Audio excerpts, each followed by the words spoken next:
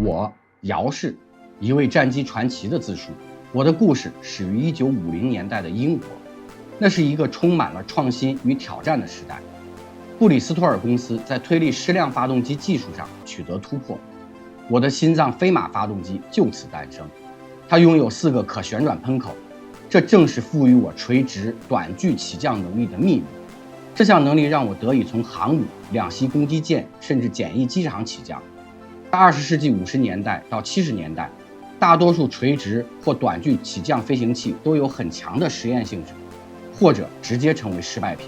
经过不断的技术演化和迭代，如今垂直或短距起降飞行器已大量生产，如 F-35战斗机、雅克38战斗机、V-22鱼鹰，当然还有我姚氏战斗机。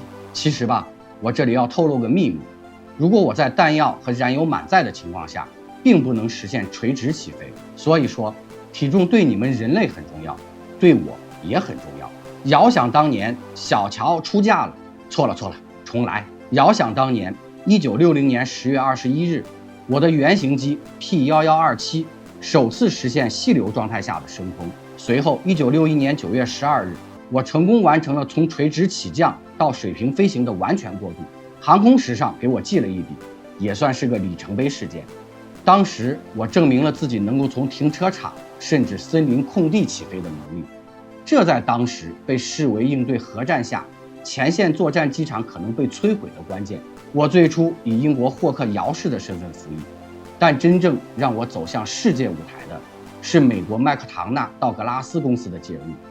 美国海军陆战队看到了我在两栖攻击舰上支援登陆作战的独特价值，我便移民到了美国。其实也不算移民，算是去美国改造了，当然是劳动改造。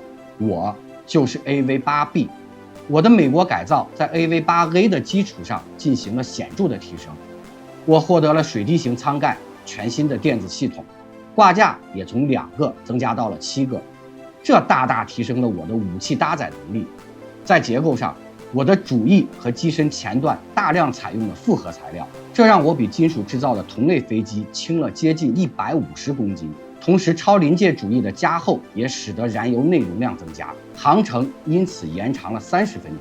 我的初始身价约为2370万美元，这让我成为许多国家眼中一个相对经济实惠的选择。然而，我的独特起降方式也带来了挑战，我需要飞行员具备更高的记忆。因为垂直起降和跳板起飞是事故高发阶段，在1990年代，美国海军陆战队曾在一小段时间内接连损失了45架姚氏，这让我背负了寡妇制造者的绰号。我觉得吧，有我的原因，也有驾驶我的那个人类的原因。我的飞马发动机的推力矢量能力让我可以实现小盘旋半径、高转向率，甚至在空中突然减速或急转弯，这在近距离空战中赋予我独一无二的优势。回想过去，我的光环时刻还要从1991年的沙漠风暴行动聊起，那是我首次大规模参战的舞台。我和我的85个同伴一起出动，当然加上我就是86架了。自己称自己为架也确实有点别扭，算了，不纠结这些了。我和我的同伴们共出动了3342架次，飞行了4317小时，投下了超过2700吨炸药。不要怪我哈，我只是个有独立思考能力的机器，最终还是你们人类在控制我的一举一动。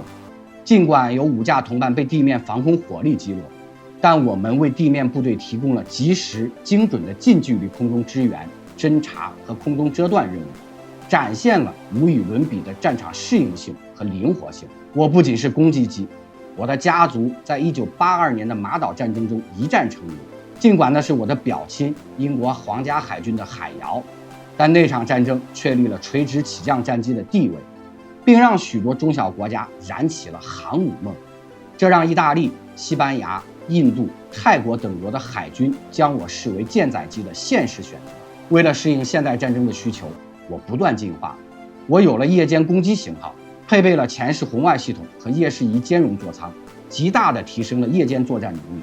更重要的是，我升级成了 AV-8B 加，对，就是你们人类买手机的 Plus 版本，其实就是集成了 FA-18的 ANAGP-65雷达和和独立瞄准吊舱，这让我能够发射 AIM-120先进中程空对空导弹，具备了超视距空战的能力。这无疑让我成为当时最强大的高亚音速战斗机之一。除了美国海军陆战队，意大利和西班牙海军也是我的重要用户。这里我用用户是否不是很贴切，应该叫买主、老板。我的 CPU 快被干烧了。曾经我在意大利的加夫尔级两栖攻击舰上工作过，也在西班牙的胡安卡洛斯一世级两级攻击舰上翱翔过，为这些国家的两栖作战能力提供了重要的支持。然而时光荏苒，我终究是另一个时代的产物，或者说是上一代的产物。与后起之秀 F-35B 闪电2型相比，我缺乏隐身能力，有效荷载和作战半径也相对较小。我的单位成本约为3000万美元，而 F-35B 则高达1.15亿美元。我高昂的燃油消耗被人类戏称为口渴的骆驼。维护成本方面，我其实也挺贵的，每飞行1小时需要25小时的维护时间，是 F-18的2.5倍。我的退役进程已经开启，英国在2010年就退役了我的表亲海瑶，甚至将72架的我出售给美国海军陆战队作为备用零件。美国海军陆战队计划在2026年底退役一半我的同伴，剩余的将在2027年下半年全部退役，由 F-35B 全面取代。意大利海军也计划在2024或2025年退役我，同样转向 F-35B。泰国和印度海军也已让我退役。最终，西班牙海军成为我家族的守望者，他们承诺让我至少服役到2030年，这让我感到了一丝的欣慰。我深知我的时代正在远去，但是我并非完全消失。我在流行文化中留下了深刻的印记。从1994年的电影《真实的谎言》到2012年的《复仇者联盟》，再到游戏《红色警戒2》、《有理的复仇》和《战争雷霆》，我依然被人们津津乐道。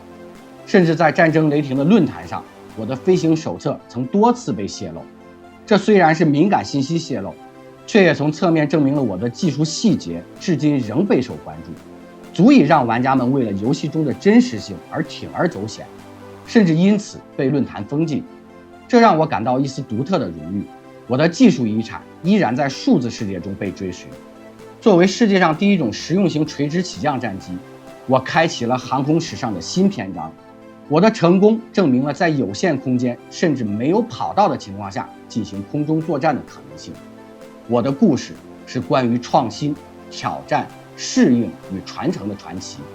虽然我终将谢幕，但我的很多优秀品质和技术遗产将继续在更先进的战机如 F-35B 身上延续，那是垂直起降战机的未来。我的传奇永不落幕。好了，现在可以掌声响起了。今天我的自述就到这里。